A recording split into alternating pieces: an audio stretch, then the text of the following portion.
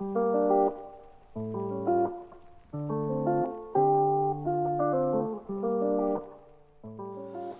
guys, so the purpose of this video is to take you guys with me on my road to recovery.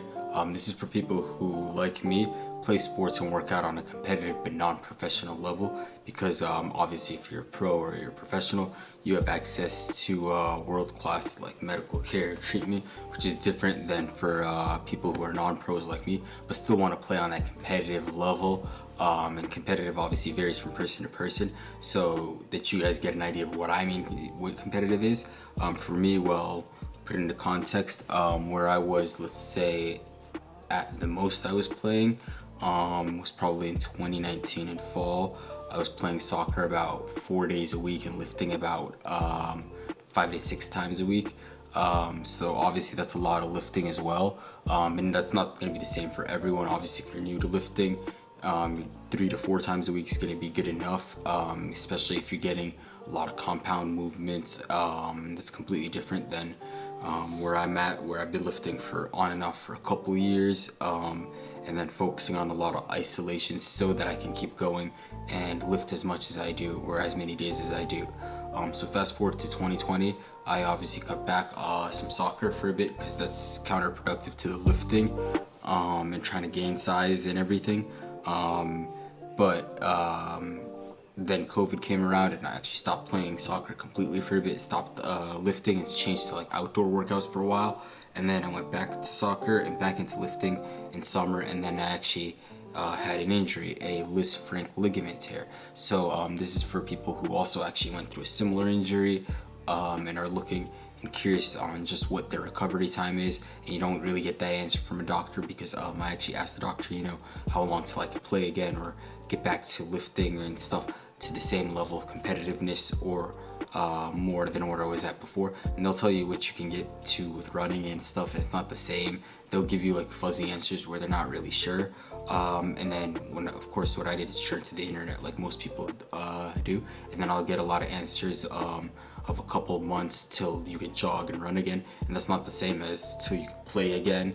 And I guess it's just because I couldn't find people who played competitively as much as I did who went through similar injuries, and then I guess that's what this is for, because I've seen professionals go through injuries and come back, and then people who just say yeah, they got back to jogging and stuff like that, and I want to know running, cutting, all of that stuff. So this is for people like that who go through a similar injury. So what is my injury? So I went through a Lisfranc ligament tear. So there's 2 types of injuries. You can get like a bone fracture, which they'll actually weld your bones back together in your midfoot and you lose some mobility, versus a ligament tear. Ligaments do heal, they just take a lot of time. So what they do is, well, let me tell you first how I actually got my injury. So I got it by the Lisfranc, it's in the midfoot, so mine's on my left foot, and I actually rolled my ankle back in summer, is like July, and then a week later I was playing again with the brace, but I rolled it a second time, and the ball's coming over my right shoulder. The goal's in front of me, ball's coming from behind me, and I'm running towards the goal, and the keeper's rushing me, so I want to shoot it one time, and I'm standing on my left foot and then putting all the weight on my left foot as I kick the ball over, and my left foot buckles and gives out from underneath me, and when it rolls again I hear a lot of cracking around my ankle, and that's when I realize that's not good for sure. So I go get a couple x-rays. They say it's just a roll, it'll be fine, but obviously it's bruising and turning purple and swelling like a normal roll. But after a while, a month or 2 months, it still doesn't heal up. So now we're into September, and then I decided to go get an MRI, and it turns out that I actually have ligament tears. So I actually have a surgery in October, early October, and that's what you can expect with, I guess, ligament tears and your Lisfranc. So the operation I had was called an open reduction internal fixation, ORIF. And what that is, they put a plate and 6 screws in your midfoot to hold it together while it heals, because ligaments do heal, they just take a lot of time to, so that'll hold it together for about like 4 to 6 months, where then they can remove it and then you should be good to go. So what's the recovery time like from the first surgery? So I spent 1 week in a surgical cast, 2 weeks in a hard cast, so that's 3 weeks so far, and then you'll get your stitches removed, and then another 3 weeks from there in a non-weight bearing boot. So you'll still be in crutches for now a total of 6 weeks, and then from there you could ditch the crutches and you'll go into still the same boot, but now you could start weight bearing on it, so it'll be 4 weeks total from there, so a total of 10 weeks from your original surgery until you can go back, so you could return it to your normal footwear. And then from there, once you return to normal footwear, you'll obviously see you can't run or walk like you did before.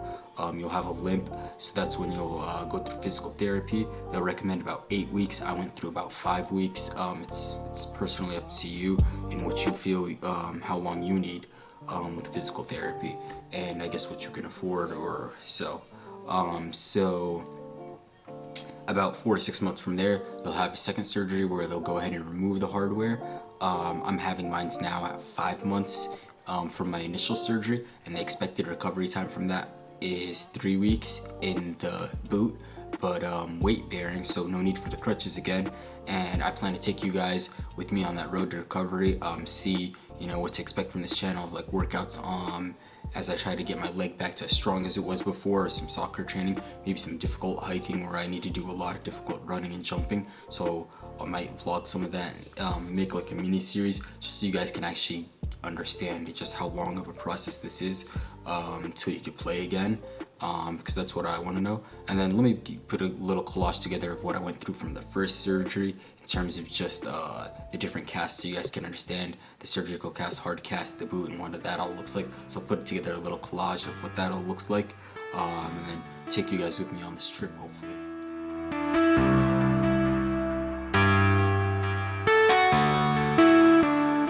Drawn into the backdrop here, you could fade away.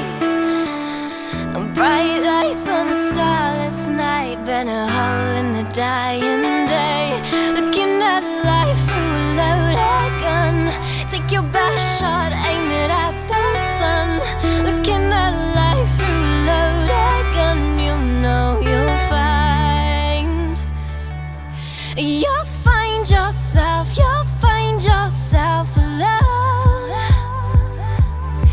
You'll find yourself, you'll find yourself alone.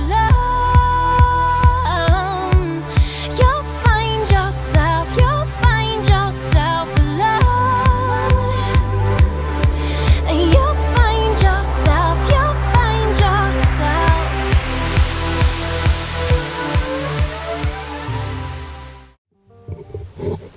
Okay, so we got here, both feet. So both feet, let me just show you guys what we're dealing with here. I want to say look away if you're, it's not actually that bad now. It was probably worse like months ago. Trust me, it's not bad. So where we have it here, so that's where the injury was. Midfoot right there, so I have 3 scars. One was where they actually went in and they did double stitch, so that's like going in on both sides. I guess they picked it up and stitched it together and then released it, so it came back out. He had a triple scar. I think that's because they said it was really like pulling on it, so they needed that for like extra support or extra stitching or something like that. So not a good thing, I guess, having 3 scars. I don't really necessarily care about the looks, more so functionality. It's just a really small, like in the grand scale of things, not that big of a injury scar. But what it does limit me in is like, again, when I lift up to my toes, like that's when it would hurt before. So started working on that motion in general,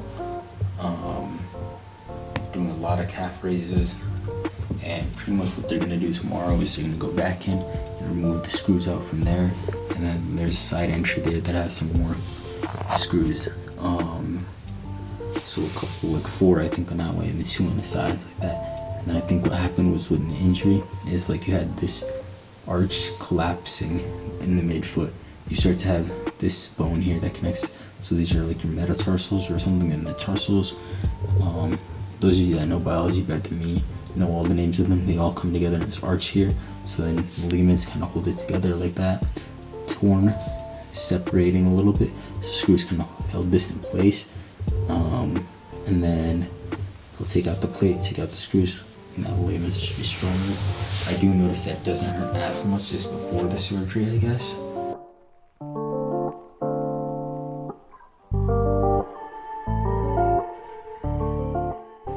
So they tell you you're not gonna need the crutches after the first day.